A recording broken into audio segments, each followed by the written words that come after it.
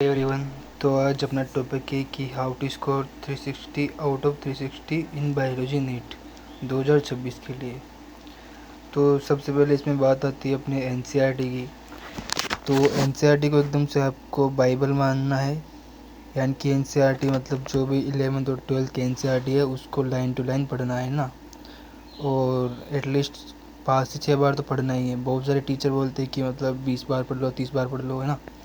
तो वैसे वो भी पढ़ सकते हैं, लेकिन अपने पास अगर टाइम हो तब पढ़ सकते हैं। तो मतलब वो है कि कम से कम आपको 5 से 6 बार तो पढ़नी होगी, इससे कम पे बात नहीं बनेगी, ठीक है। दूसरी बात है कि मान लो अगर आपने कोई लेक्चर देखा, फिर उसके बाद नोट्स पढ़े, और उसके बाद अगर आप एनसीईआरटी पढ़ रहे हो, तो उसमें अगर आपको कोई ऐसी चीज़ लगे जो आपको मतलब याद नहीं हो रही हो, है ना, या फिर आपको लगे कि मैं इसको भूल सकता हूँ, तो उसको आप हाईलाइट कर सकते हो। उसके बाद कि जो भी डायग्राम है, टेबल है ना, उनको आपको मतलब अच्छे से याद कर लेना है, क्योंकि डायरेक्ट क्वेश्चन वैसे बन जाते हैं उनसे। और एक बात और बता दूं कि मतलब एनसीईआरटी पे ज़्यादा फोकस करना है, ना कि नोट्स पे, क्योंकि जो टीचर होते हैं नोट्स को एकदम इजी तरीके से लिखाते हैं, लेकिन एग्ज़ाम पे आपके एनसीईआरटी से सेम टू सेम लाइन आएगी ना। तो जो एनसीईआरटी की डिफ़िकल्टी लैंग्वेज होती है, उस हिसाब से आपको एनसीईआरटी को मतलब पूरा याद करना है। पहले एनसीईआरटी याद करो, मतलब नोट्स को भी सेकंड पे रखो, है ना। वैसे नोट्स पढ़ोगे तो एनसीईआरटी पढ़ोगे तो एनसीईआरटी थोड़ी सी इजी हो जाएगी, लेकिन वो जो लैंग्वेज है एनसीईआरटी की याद करनी है। उसके बाद शॉर्ट नोट्स बनाओ, तो चैप्टर वाइज बना सकते हो, एनसीईआरटी से बना सकते हो डायरेक्ट, है ना, जो भी चीज़ें आपको याद नहीं हो रही हो वो। उसके बाद आपके जो भी शॉर्ट नोट्स है उसमें आप एग्जाम्पल को लिखो, साइंटिफिक नेम लिखो, है ना, जो भी है। उसके बाद कि जो भी मान लो पीवाईक्यू है तो वो लगाना बहुत ज़रूरी है। कम से कम आपको पिछले 10 साल के पीवाईक्यू लगाना है, उनके बिना मतलब सिलेक्शन भूल ही जाओ फिर, क्योंकि आप जब वो लगाओगे तभी आपको पता लगेगा कि मतलब क्वेश्चन किस टाइप के आते हैं पेपर में, ठीक है। उसके बाद बात करते हैं कि टेक टॉपिक वाइज टेस्ट।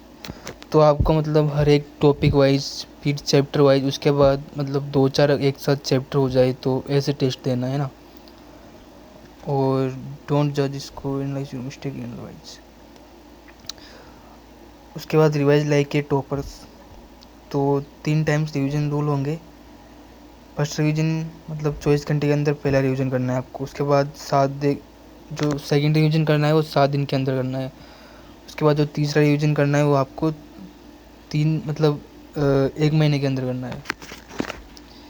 यानी कि पहला रिवीजन जो भी मान लो आपने नोट्स पढ़े तो 24 घंटे के अंदर उसको रिवाइज कर लो। उसके बाद 7वें दिन सेकंड टाइम, उसके बाद मतलब 1 मंथ में तीसरी बार कर लो। उसके बाद है कि मतलब जो भी हाई वेटेज चैप्टर हैं उन पे ज़्यादा फोकस करो। जैसे मान लो 11th के आप लिए प्लांट फिजियोलॉजी हो गई, एनिमल किंगडम हो गई, बायोमोलिक्यूल हो गई, है ना, सेल हो गई, ऐसे 12th के लिए भी है। उसके बाद है कि मॉक टेस्ट दो, फुल सिलेबस टेस्ट दो, है ना। और जब मान लो अगर नीट आने वाला हो तो उसके 2 से 3 महीने पहले तो मतलब रेगुलर टेस्ट देने लग जाओ। रेगुलर नहीं हो सके तो 7 दिन में एक टेस्ट तो ज़रूर दो, हाँ, यानी कि पर वीक टेस्ट दो। उसके बाद यही कि डायग्राम और एग्जाम्पल को भी बिल्कुल भी इग्नोर नहीं करना है, पढ़ना ही है वो तो।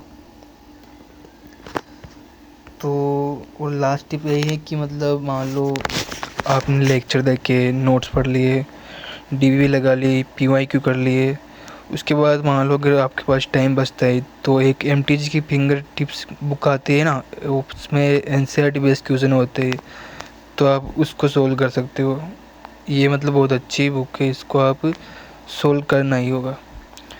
उसके बाद है कि ये एक मतलब अच्छी टेस्ट सीरीज ज्वाइन करो, यानी कि ऐसा नहीं कि मतलब कोई भी ऐसी वैसी टेस्ट सीरीज हो।